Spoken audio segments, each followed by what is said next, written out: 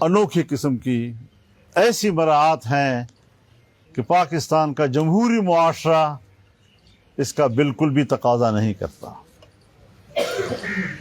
میں تو صدر مملکت سے بھی کہنا چاہتا ہوں، میں تینوں مسلح افواج کے سربراہان سے بھی کہنا چاہتا ہوں کہ وہ اس ترمیم کے تحت دیے ہوئے استثناء یا اس ترمیم کے ذریعے دی ہوئے مراعات ان کو از خود مسترد کر دیں اور کہہ دیں کہ ہم یہ قبول کرنے کے لیے تیار نہیں ہیں۔